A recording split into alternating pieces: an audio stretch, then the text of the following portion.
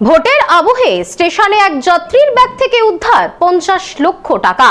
বড়সড় সাফল্য খড়গপুর জিআরপির। এই বিপুল পরিমাণ টাকার উৎস খতিয়ে দেখছে পুলিশ।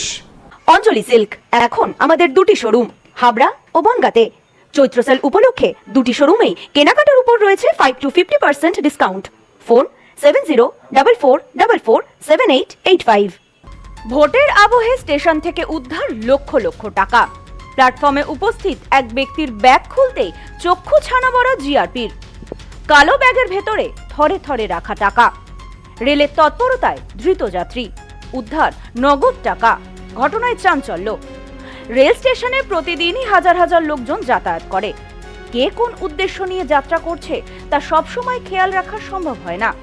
তবে তা সত্ত্বেও রেল পুলিশ যে কোনো রকমের অপরাধমূলক কাজ আটকানোর জন্য অতন্ত্র প্রহরায় থাকে। তেমনি একটা নজির সম্প্রতি উঠে এলো পশ্চিম মেদিনীপুরের খড়গপুর স্টেশনে। শুক্রবার খড়গপুর রেল স্টেশনের 2 নম্বর প্ল্যাটফর্মে ইতস্ততভাবে ঘোরাফেরা করছিলেন এক ব্যক্তি। তার হাতে একটা বড় কালো ব্যাগ। চোখে মুখে যেন টেনশনের ছাপ। দেখেই কিছুটা সন্দেহ হয় জিআরপির। এগিয়ে গিয়ে জিআরপি কর্মীরা ব্যক্তিকে দাঁড় করান। কয়েকটা প্রশ্ন করেই জিআরপি কর্মীরা বুঝে যান কিছু একটা লুকানোর চেষ্টা করছে ওই ব্যক্তি। সঙ্গে সঙ্গে তার ব্যাগ পরীক্ষা করেন, আর ব্যাগ খুলতেই দেখা যায় থরে থরে বান্ডিল বান্ডিল টাকা। এরপর তাকে আটক করে জিজ্ঞাসাবাদ শুরু করলে তার কথাবার্তায় অসংলগ্নতা লক্ষ্য করা যায়। আর কদিন পর রাজ্যে বিধানসভা নির্বাচন। তার প্রাক্কালে প্রায় 50 লক্ষ টাকা উদ্ধার হওয়ায় রীতিমতো চাঞ্চল্য ছড়িয়েছে গোটা এলাকায়।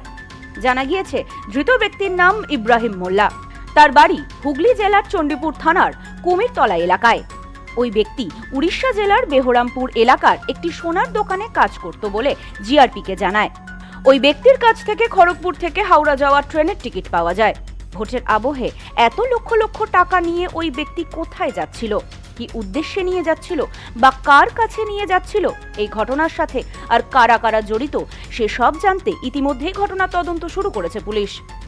ওই ব্যক্তিকে গ্রেপ্তার করে আদালতে পাঠানো হলে আদালতের পক্ষ থেকে তদন্তের স্বার্থে 7 দিনের পুলিশি হেফাজতের নির্দেশ দেওয়া হয়। এ বিষয়ে সাংবাদিক বৈঠক করে জিআরপির এসপি মিতুন দে বলেন, জিজ্ঞাসাবাদে ধৃত ব্যক্তি দাবি করেন ওড়িশার গঞ্জাম জেলায় সোনার দোকানে কাজ করতেন তিনি, কিন্তু টাকার উৎস নিয়ে অসংলগ্ন কথা বলছেন। তিনি কোথা থেকে খড়গপুর রেল স্টেশনে এসেছেন সেসব জানার চেষ্টা চলছে। এত টাকা কোথা থেকে পেলেন তা নিয়ে জিজ্ঞাসাবাদ করা হচ্ছে। ধৃত ব্যক্তির নামে আগে কোনো অপরাধের অভিযোগ রয়েছে কিনা তাও খতিয়ে দেখা হচ্ছে বলে মিতুন দে জানান। বিকেলের দিকেই আমাদের একজনের মুভমেন্ট খুব ফিসি লাগে, তখন তাকে জিজ্ঞাসাবাদ করে। তার কাছে একটা কালো ব্যাগ ছিল এবং সেটা পরে যখন তার প্রশ্ন উত্তর যেগুলো সে দেয় সেগুলো পরস্পর বিরোধী এবং অনেকটাই অসংলগ্ন ছিল। তখন সন্দেহটা আমাদের বাড়ে এবং তারপরে আরও ফার্দার যখন তাকে গ্রিল করা হয় সেখানে দেখা যায় যে তার ব্যাগের মধ্যে থেকে প্রায় 50 লক্ষ টাকার মতো নগদ উদ্ধার হয়েছে, যেটার সম্বন্ধে সে কোনো সদুত্তর দিতে পারেনি। তাকে আমাদের যেটা প্রিমারি যেটা ইনভেস্টিগেশন সেটাতে যেটা ট্রান্সফার করে যে সে একটা উড়িষ্যার গঞ্জাম জেলার বেহরামপুর বলে একটা জায়গাতে সে একটা সোনার দোকানে কাজ করে বলে সে দাবি করছে। এটা this all things are need to be verified further. Bureau report, news no man's land, Kharagpur.